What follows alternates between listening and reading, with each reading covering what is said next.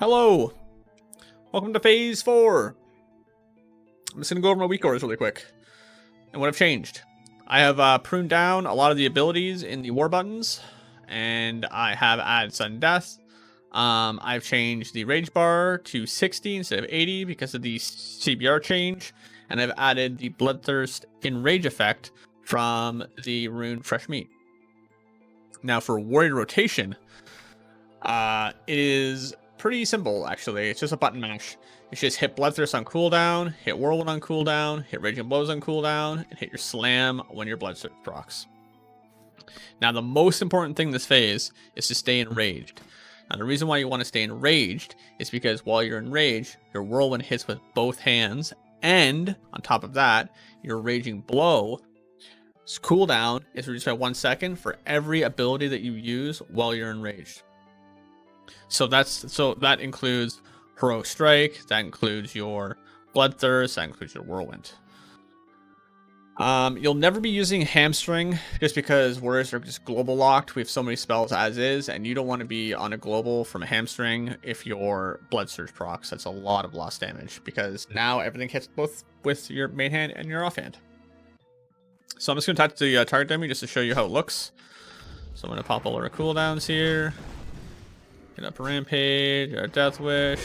We don't have Wreck, that's okay. So, pretty much while you're enraged, you just spam the 1 button. As long as you see that top enrage effect, you're chilling. Right there. As long as you have that, you spam the 1 button. Spam, spam, spam. That's it. Just keep spamming. Hit Blood Surge, or hit your Slam whenever you have Blood Surge procs. Just blast. We're gonna pop Wreck here just because. Whatever. Just blast, blast, blast. That's pretty much the rotation for Fury this phase. Now, warrior DPS in dungeons isn't really that good. It's really good in single target when you have cooldown. It's amazing. But dungeons is all about how fast you can clear the trash. So because of that, I've been playing a lot of Prot. And I have created a really interesting 1 button for Prot that I'm just going to show you really quick. I probably don't even need to put these runes on. But anyways, here, I'll just show you the macro. Because I can't really generate rage from the target dummy as Prot. Prot warriors get all their rage from taking damage. So, the way the 1 button works is it's pretty much, if you see my Kata video on Prot Warrior, that I played Kata for like 3 days or whatever. If you've seen that video, it's essentially the exact same thing. Because Kata Prot and P4 Sod for Prot Warrior is pretty much the same. So it's just there's 2 different variants though. We have the single target and then we have the AoE.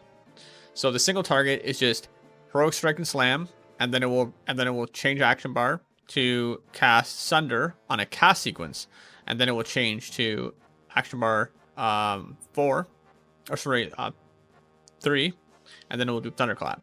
And then it will go back to action bar 1. It will do Shield Slam, Heroic Strike.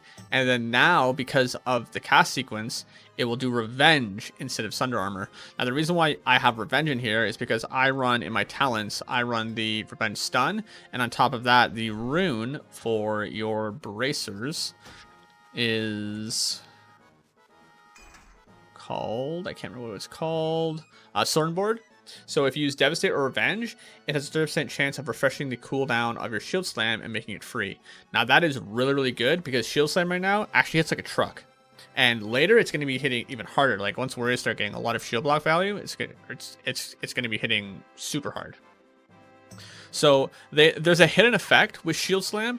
Every time you use a Shield Slam, you gain a buff that makes it so every additional defense that you have is converted into attack power. It's every additional one defense over 300 is converted to 4 attack power, which is actually pretty cool. That can add up really, really fast, especially like later on in this like phase when we start getting our hands on a lot of like defense gear. So they pretty much killed Fury Prot with just that change, and on top of that, the Shield Slam hits like a truck and it refreshes and it's free.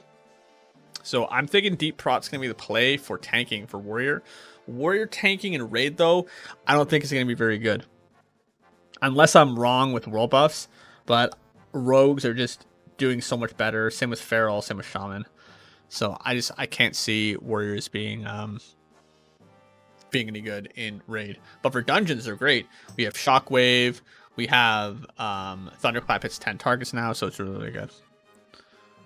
But yeah, I've been doing a lot of dungeons as Prot Warrior. I've been enjoying it. It's pretty fun. The rotation's cool. The one button works. And the Cleave version, or sorry, the AoE version is just the exact same thing as the Heroic Strike version, except it just does Cleave instead of Heroic Strike. But it does the exact same thing. So yeah, I will have I'll have the Fury 1 button and the Prot 1 button down in the description. I'll have my Weakauras in Pastebin. They'll be down in the description as well. If you enjoyed this video, let me know. If you want me to explain Priebus for Warrior this phase, or any sort of thing for Warrior this phase, I'll be glad to. I'll do like a follow-up video or whatever. But I've been super busy just with getting Priebus myself for going in the Molten Core. I have Priebus right now, apart from the rep with Frostwolf Clan, which I'm going to be doing for the rest of this week. So that's it. That's all. Hope you enjoyed the video. Hopefully I explained it good.